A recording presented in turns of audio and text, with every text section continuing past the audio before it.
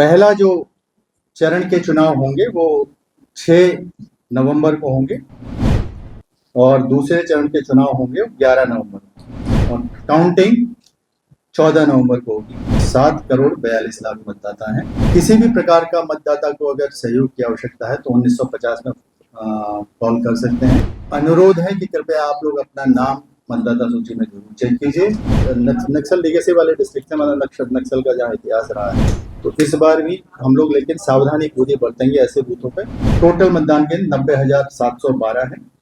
हमारे दोनों additional CEO साहब अशोक प्रियदर्शी जी, सीईओ ऑफिस के सभी पदाधिकारीगण, मीडिया के सभी भाई बंधु, जैसा कि आप सबको भी जानकारी है कि 4 बजे आज भारत निर्वाचन आयोग द्वारा आगामी विधानसभा निर्वाचन 2025 बिहार के लिए प्रेस कॉन्फ्रेंस का आयोजन किया गया था। इसमें डेट्स, जो चुनाव की डेट्स हैं वो अनाउंस कर दी गई हैं और फेज वाइज किस किस जिले में कब कब चुनाव होंगे वो भी अनाउंस कर दिया गया है। इसके साथ ही बिहार से संबंधित एक फैक्ट शीट आप सभी के इसमें हम लोगों ने दिया हुआ है और जितना भी डिटेल कार्यक्रम है, जो प्रेस नोट है, उसकी कॉपी भी आप लोगों को संलग्न करके हमने दी। डेट्स जो हैं वो पहला जो चरण के चुनाव होंगे वो 6 नवंबर को होंगे और दूसरे चरण के चुनाव होंगे 11 नवंबर को और काउंटिंग 14 नवंबर को होगी। फर्स्ट चरण के लिए गजट नोटिफिकेशन का डेट है 10 October, last date of nomination 17 October, scrutiny 18 October, last date of withdrawal 20 October और डेट ऑफ फॉर्म 6 नवंबर।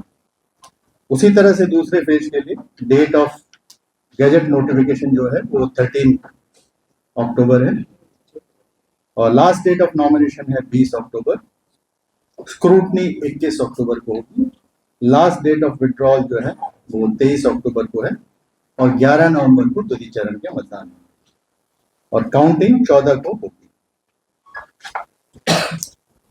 इसमें जो चरणवार डिस्ट्रिक्ट्स हैं, फर्स्ट चरण में गोपालगंज, सीवान, सारण, बक्सर, भोजपुर, पटना, वैशाली, मुजफ्फरपुर, दरभंगा, सहरसा, मधेपुरा, समस्तीपुर, नालंदा, शेखपुरा, मुंगेर, लखीसराय और बेगूसराय, इतने जिलों के जो चुनाव जो फर्स्ट चरण में होंगे। उसके बाद जो शेष जिलों के चुनाव द्वितीय चरण में होंगे।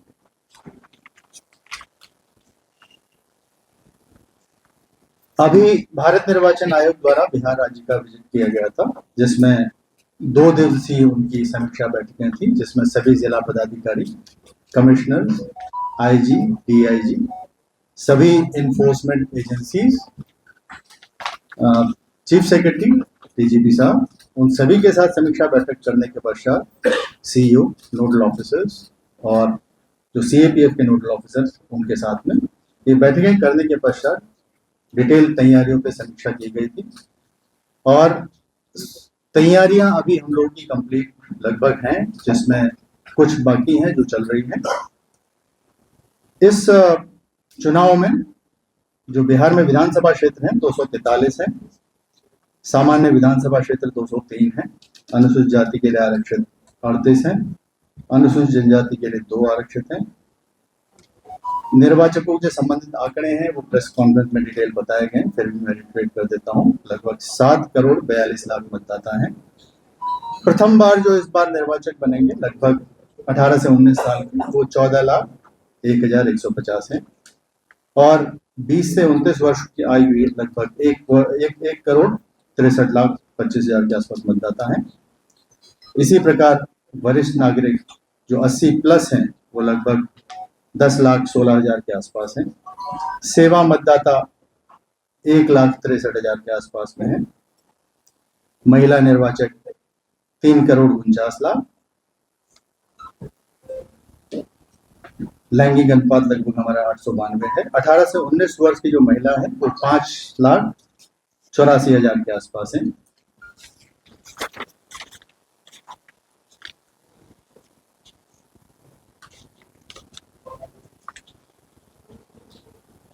इस चुनाव में युवा निर्वाचकों को हम लोग स्वीप अभियान के माध्यम से जोड़ने के लिए कोशिश भी कर रहे हैं। उसके लिए अलग से AERO भी हम लोगों ने चिन्हित किए हैं, वो 243 AERO हैं। इस बार जो SIR 25 के दौरान प्रथम बार पंजीकृत हुए मतदाता वो लगभग 4,19,000 है, यानी कि हम लोगों ने लगभग 73% की बढ़ोतरी इसमें की है।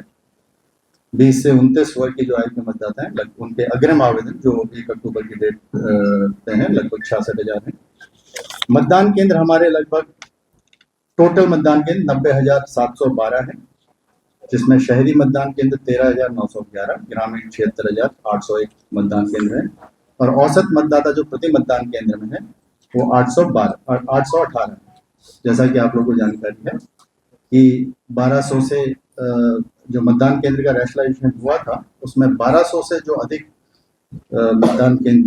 मतदाता वाले मतदान केंद्र थे उनको उसके लिए अतिरिक्त मतदान केंद्रों की स्थापना की गई थी।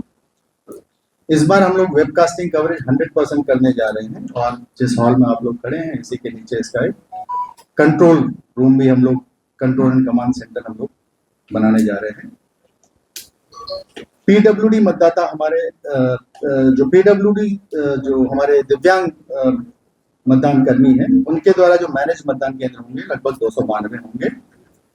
महिलाओं द्वारा जो प्रबंधित मतदान केंद्र होंगे लगभग 1,044 होंगे और युवा द्वारा 38। आदर्श मतदान केंद्र के रूप में 1,350 मतदान केंद्र स्थापित किए जाएंगे। मतदाता सूची के संबंध में आप लोगों को जानकारी है कि SIR के बाद विशेष गहन पुनरीक्षण के बाद मतदाता सूची का फाइनल पब्लिकेशन हो गया है और अभी भी यदि कहीं मतदाता छूटे हों या कहीं अगर किसी को आपत्ति देनी हो तो लास्ट डे ऑफ नॉमिनेशन से 10 दिन पूर्व तक वो अपना आवेदन दे सकते हैं और रिक्वेस्ट होगा सभी ऐसे निर्वाचकों से जो अभी भी हैं वो लोग जरूर आवेदन करें, क्योंकि उसके बाद लास्ट डे ऑफ नॉमिनेशन के 10 दिन पहले के लगभग मतदाता सूची फाइनल हो जाएगी। अभी जो हमारे जितने भी मतदान कर्मी यहाँ पे लगे हैं जिसमें लगभग 4.5 लाख के आसपास मतदान कर्मी हैं जो पोलिंग डायरेक्टली रिलेटेड होंगे। 4 लाख से ज़्यादा हमारे सुरक्षा कर्मी होंगे और उसके अलावा मतदाता जितने भी राजनीतिक दल हैं, सभी मीडिया कर्मी और सभी बिहार के निवासियों से अनुरोध है कि इस विधानसभा चुनाव में आप लोग पूरा भरपूर सहयोग करें और सभी लोग मतदान के लिए आगे आए ताकि जो भी विधानसभा चुनाव बहुत अच्छे से संपन्न हो, निष्पक्ष संपन्न हो। इसमें सभी का सहयोग अपेक्षित है। ऐप के संबंध में जैसे कि प्रेस ब्रीफ में बताया गया था कि बहुत सारे हमारे ऐप हैं जिसके माध्यम से हम लोग इस इलेक्शन को मैनेजमेंट करेंगे, जिसमें वोटर्स की हेल्प के लिए बहुत सारे ऐप हैं। उसके साथ साथ आदर्श आचार संहिता के लिए C-Vigil, व्यय पे पर्यवेक्षण के लिए ESMS, ठीक है। इसी तरह के अन्य ऐप किसका पकड़ लेता है और कैंडिडेट्स की जानकारी के लिए नो योर कैंडिडेट, इस तरह के सारे ऐप हैं जिनका हम लोग ये समावेश कर रहे हैं। किसी भी प्रकार का मतदाता को अगर सहयोग की आवश्यकता है तो 1950 में कॉल कर सकते हैं, जिसमें STD कोड के साथ 1950 अगर आप लोग लगाते हैं तो उस जिले के जो हमारे संपर्क केंद्र है वहाँ आपका संपर्क हो जाएगा और वहाँ से आप लोग किसी भी प्रकार की जानकारी प्राप्त कर सकते हैं। इस बार बहुत सारे इनिशिएटिव भारत निर्वाचन आयोग द्वारा भी लिए गए हैं, जिसका ब्रीफ जानकारी मैं आप लोगों को दे देता हूँ। रिजर्व से अधिक मात्रा में है। किसी भी ईवीएम की FLC यानी फर्स्ट लेवल चेकिंग हो चुकी है और सभी जिलों में, सभी मतदान केंद्रों में भी हमने EVM अवेयरनेस प्रोग्राम कराया है, जिसमें 4 लाख से ज़्यादा लोगों ने ईवीएम के बारे में जानकारी प्राप्त की है। इसी प्रकार से और जो इनिशिएटिव्स जो हम लोग अपनी तरह से कर रहे हैं, जो सीई ऑफिस कर रहा है, उसमें कमांड एंड कंट्रोल सेंटर नीचे इसी हॉल के नीचे हम लोग डेवलप कर रहे हैं। इस बार कोशिश करेंगे कि बहुत सारे हमारे ऐसे मतदान केंद्र हैं जहां लॉ एंड ऑर्डर समस्या की वजह से कई बार ये होता था कि बूथ का रीलोकेशन होता था। वो इस बार रीलोकेशन हम लोग नहीं करेंगे। तो आज़ादी के बाद पहली बार वहाँ पे हम लोग मतदान उसी बूथ पे करेंगे। हेली ड्रॉपिंग हम लोग तो हेलीकॉप्टर से ड्रॉपिंग होगी वो हम लोग नहीं करेंगे। ट्रेनिंग वीडियोस हम लोगों ने बहुत ज़्यादा डेवलप किए हैं जिसके माध्यम से हम लोग ट्रेनिंग सारे डिस्ट्रिक्ट में पोलिंग पर्सनल्स का करा रहे हैं। स्टैंडर्डाइज ट्रेनिंग मटेरियल कराते ये हैं और बहुत सारे हम लोगों ने मॉनिटरिंग के लिए अपने ऐप्स वगैरह डेवलप किए हैं। और इस बार जो भी हमारे मतदान कर्मी होंगे वो जैसे पहले आप लोग देखते होंगे कि मटेरियल को अलग से ले जाते हैं, तो इस बार हम लोग अलग से उनको बैग प्रोवाइड करेंगे जिसमें बैग पैक में पोलिंग कर्मी सारा अपना मतदान सामग्री लेते हुए जाएंगे। तो ये कुछ नए इनिशिएटिव्स हैं और तैयारी हम लोगों की पूरी है। समीक्षा जब हुई थी उसमें भी कंप्लीट तैयारी थी और जो मैंडेटरी जो अभी जैसे काउंटिंग की ट्रेनिंग है या मतदान कर्मी की फर्स्ट सेकंड थर्ड ट्रेनिंग है और अन्य प्रकार की जो इलेक्शन से थोड़े दिन पूर्व तैयारी की जाती है उसको छोड़कर लगभग हमारी सारी तैयारियां हैं। मॉडल कोड ऑफ कंडक्ट अभी हम लोगों का आज अभी से चालू हो जाएगा, तो उसका 72 आवर्स का जो SOP है वो भी शुरू हो जाएगा और हमारा सी विजिल ऐप भी रेडी है। और व्यय के संबंध में जो अनुश्रवण के लिए ESMS ऐप है वो भी हमारा चालू हो गया है और उससे हम लोग रेगुलरली अब रिपोर्ट भी लेना शुरू कर देंगे और सभी इन्फोर्समेंट एजेंसियां भी आज से कल से काम पे लग जाएंगे। तो सभी से अनुरोध है कि कृपया आप लोग अपना नाम मतदाता सूची में जरूर चेक कीजिए और साथ साथ मतदान के दिन जरूर मतदान करने आइए और भयमुक्त होकर निष्पक्ष रूप से मतदान कीजिए और अपने आसपास जितने भी लोग हैं सभी को आप लोग मतदान के लिए जरूर प्रेरित कीजिएगा। धन्यवाद सर। वो लिस्ट दिखा दीजिए। हाँ,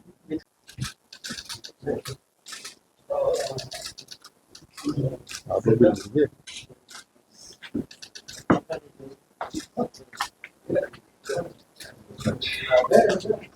एक सवाल है। हाँ बताइए। अगर उनके ऊपर भी आप क्या कंप्लेंट करेंगे तो क्या आप उसके ऊपर कार्रवाई करिएगा? देखिए, सभी जिला पदाधिकारी और पुलिस पदाधिकारी जो SP हैं सभी लोग अपनी जिम्मेदारी समझते हैं और सभी लोग कार्रवाई भी करते हैं। हो सकता है, मेरा भी अपना अनुभव है, जब मैं जिला पदाधिकारी था तो मेरे मोबाइल पर उस दिन लगभग 800 कॉल आए थे, तो हो सकता है उस बीच में मिस हो जाए। तो उसमें बहुत सारे अन्य आपके पास कंट्रोल रूम रहता है जिला का, वहाँ कॉल आप कर सकते हो। ROs के नंबर्स रहते हैं, वो ROs SDMs के नंबर रहते हैं और सभी नंबर्स हम लोग जितनी जगह आप कॉल कर सकते हो वो हम लोग सार्वजनिक भी करें। तो अनुरोध है कि आप लोग अगर एक जगह नहीं लगता है, जैसे मान लीजिए जिला पदाधिकारी के पास नहीं लगता है, तो आप कंट्रोल रूम में कीजिए और बाकी जो पदाधिकारी हैं उनको भी कर सकते हैं। ठीक है, कार्रवाई की जाएगी, उसको आश्वस्त करते हैं कि कार्रवाई से बिहार के जितने PDS दुकान कृपया नाम बताएं। बिहार के जितने PDS दुकान है, खाद की दुकान है, केंद्र है, पेट्रोल पंप है, सभी पर PA की तस्वीर लगी हुई है, बोर्डिंग लगी हुई है, क्या आप सभी हट जाएंगे?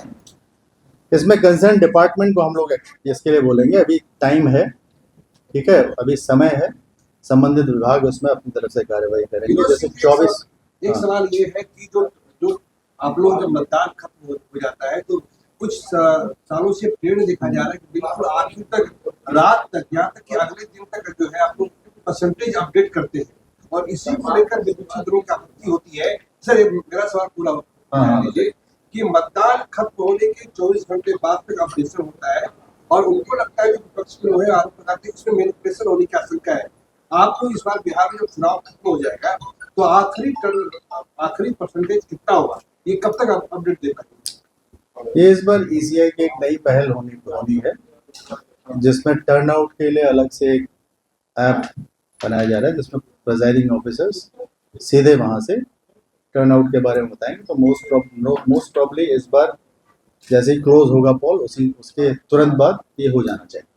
सर एक सवाल यह भी है कि 2 ईपी का मुद्दा बड़ा इस बार इसके बारे में देखिए, आरपी एक्ट के अंतर्गत ईआरओ कार्यवाही करने के लिए सक्षम पदाधिकारी होते हैं, ठीक है। तो आरपी एक्ट में कंसर्न जो भी निर्वाचक हैं, जैसे मान लीजिए किसी ने, क्योंकि एक बार ड्राफ्ट पब्लिकेशन हो जाता है उसके बाद इंडिविजुअल लेवल पे सभी को या तो क्लेम करना होता है या ऑब्जेक्शन करना होता है। तो आरओ उसके लिए स्वतंत्र ही हैं और प्रक्रिया आरओ अपनी तरफ से करेंगे। अगर उन्होंने नोटिस दिया है, नोटिस का क्या जवाब दिया है और नोटिस में क्या जवाब दिया, उसके आधार पर आगे क्या क्या कार्यवाही हुई, किस स्टेज पे उनका कन्वर्सेशन है, उसके बाद आरओ फाइनल अथॉरिटी है जो डिसाइड करे। यदि आरओ कुछ आदेश पारित करते हैं, उसके बाद उस आदेश से वो व्यतीत होते हैं, तो फिर उसके बाद जिला निर्वाचन पदाधिकारी वो अपील कर सकते हैं, उसके बाद फिर सीईओ पे। इसलिए आरओ लेवल पे हाँ पेंडेंसी है। ठीक, बताइए। कि इस बार जो वल्नरेबल हैंडल अभी जैसे वल्नरेबल का ऐसा होता है कि जैसे पहले हमारे सेक्टर पदाधिकारी जो है और सेक्टर पुलिस पदाधिकारी की नियुक्ति की जाती है, उसके बाद उनको 9-10 के आसपास जो बूथ हैं वो अलॉटेड होता है, वो सारे विजिट करते हैं। तो 2-3 राउंड वो विजिट कर चुके हैं, आइडेंटिफिकेशन वो कर चुके हैं। तो एक बार इलेक्शन के जैसे डिक्लेयर हो गया, इसके 3 दिन के अंदर उनको रिपोर्ट देना होता है। तो वो रिपोर्ट आएगा, कंपाइल होगा और वो चिन्हित करके फिर कार्रवाई आगे, चाहे जो भी उस वल्नरेबल के जो भी कारक हैं, जिनकी वजह से, जिस कारण की वजह से वल्नरेबल है, वो सब चिन्हीकरण की कार्रवाई चलेगी। उसके बाद जो संबंधित व्यक्ति हैं उन पर बहुत फर्दर कार्रवाई होगी। इसके अलावा पब्लिक डोमेन में नहीं है। नहीं, अभी ये वल्नरेबल, ये सुरक्षा से संबंधित जो भी कार्रवाई है वो हम लोग law and order point of view से डायरेक्टली देखिए। बूथों की संख्या एग्जैक्टली बोले तो लगभग नक्सल लीगेसी वाले हमारे बूथ हैं, जो एसआरए डिस्ट्रिक्ट्स हैं, लगभग 6 डिस्ट्रिक्ट्स हैं हमारे साउथ बिहार के। तो उसमें नक्सल लीगेसी वाले डिस्ट्रिक्ट्स हैं, मतलब नक्सल का जहाँ इतिहास रहा है, और आप लोग भी जानते हैं कि पिछले चुनाव में भी किसी प्रकार के इस प्रकार के इंसिडेंट नहीं के बराबर हुए हैं। तो इस बार भी हम लोग लेकिन सावधानी पूरी बरतेंगे ऐसे बूथों पे। मुझे लगता है लगभग 2100 के आसपास ऐसे बूथ है जो हम वो कर रहे हैं कि इन पर हम लोग सावधानी रखेंगे। कितने बजे से कितने बजे तक होगी? वोटिंग कितने बजे से कितने बजे तक? वो नोटिफिकेशन में इसका डिटेल आपका आएगा। सर ये वोट सुधार में कितने बांग्लादेशी और कितने घुसपैठिए पकड़ाए हैं? देखिए, जो हमारा इलेक्टरल रोल है, एसआईआर की प्रोसेस कंप्लीट होने के बाद उसका फाइनल पब्लिकेशन हो चुका है। ठीक, जैसा मैंने अभी बताया कि जब ड्राफ्ट पब्लिकेशन होता है तो उस समय इंडिविजुअल स्टेज पे आ जाता है कि जिसको अगर अपना दावा करना हो, उस एसी का मतदाता हो, वो आप अपना आवेदन करें फॉर्म 6 में, और उस एसी के किसी भी मतदाता को किसी भी उसके क्षेत्र के किसी भी मतदाता की सूची में नाम रहने पे आपत्ति हो तो फॉर्म 7 में आपत्ति करें और साइन करके विद डिक्लेरेशन कि हाँ इसमें सही है, अगर मैं जो डिक्लेरेशन दे रहा हूँ गलत है तो उस पे मुझे आरपी एक्ट के अंतर्गत दंडनीय कार्रवाई की जाए। इस डिक्लेरेशन के साथ कोई अगर आपत्ति देता है तभी जाके उसका डिलीशन होता है, तो सुनवाई के पश्चात। इसीलिए सर एक रिक्वेस्ट इधर क्वेश्चन है, रिक्वेस्ट कि अभी मतदाता सूची जारी हो गई है, फाइनल रोल सभी डिस्ट्रिक्ट में सभी पॉलिटिकल पार्टीज को भी दी जा चुकी है और सभी वेबसाइट में भी उपलब्ध है। इवन बूथ वाइज भी आप लोग उसमें एसी वाइज डाउनलोड हो सकता है।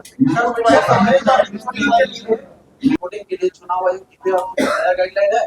देखिए, मीडिया कवरेज और चुनाव मीडिया कवरेज के लिए एक बुक है पूरी, ठीक है, पूरी बुक बताना जरूरी वो नहीं है, लेकिन इसके लिए हमारे यहाँ एक कमेटी भी है, एमसीएमसी कमेटी भी है, और मीडिया के लिए ये है बेसिक गाइडलाइन। आप ये मान के चलिए कि आप निष्पक्ष और स्वतंत्र भयमुक्त वातावरण में चुनाव कराने के लिए आप लोगों को सहयोग करना है, और आप लोग इसके बारे में जो आपकी मीडिया की जो बेसिक गाइडलाइंस हैं, जिसका प्लेज आप लोग लेते हैं, वही आपको इसमें अनुपालन करना है। सर एक्सपेंडिचर सेंसिटिव कुछ बताएंगे क्या?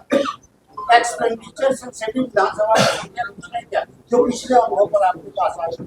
वैसे है हमारे पास में लगभग 32 कॉन्स्टिट्यूंसीज हैं जिनका चिन्हित हम लोगों ने किया है, जिसमें एक्सपेंडिचर एजेंसीज की जो बैठक हुई थी, नोडल एजेंसीज की, जिसमें इनकम टैक्स, ईडी, जितने भी हमारे ये मद्य निषेध से संबंधित एजेंसीज हैं, चाहे मद्य निषेध विभाग है, चाहे मद्य निषेध इकाई है पुलिस की, या पुलिस के एक्सपेंडिचर के पदाधिकारी है, या ईडी है, डीआरआई है, ऐसे सारे जितने भी एजेंसीज हैं उनकी बैठकें हुई और उनसे पूरा मीटिंग विमर्श होने के बाद, डिस्ट्रिक्ट लेवल पर विमर्श होने के बाद ये एजेंसीज हम लोगों ने चिन्हित।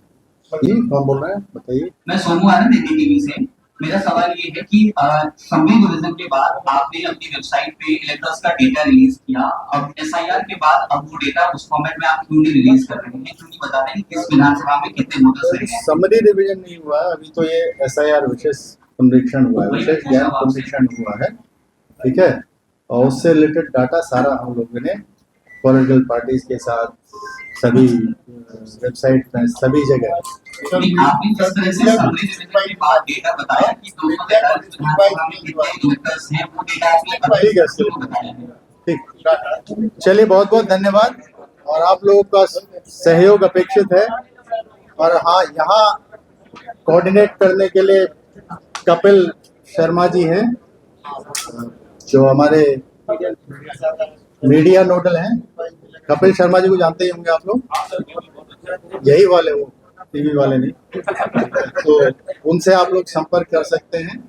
और डेली प्रेस नोट आप लोगों को डेली इनके माध्यम से जो भी कार्यवाही होगी, इवन डिस्ट्रिक्ट्स में भी और यहाँ पे भी आपको प्राप्त होगी। बहुत बहुत धन्यवाद। नेताजी सुभाष मेडिकल कॉलेज एवं हॉस्पिटल लेकर आए हैं गर्भवती महिलाओं के लिए निःशुल्क डिलीवरी की सुविधा। हाई रिस्क प्रेगनेंसी के साथ छोटे बच्चों का रखरखाव एवं NICU की सुविधा उपलब्ध है। बच्चेदानी का ऑपरेशन, दूरबीन विधि से सभी प्रकार के ऑपरेशन एवं OPD की सुविधा न्यूनतम दर पर प्राप्त करें। NSMCH, अम्हारा, बेहटा, पटना।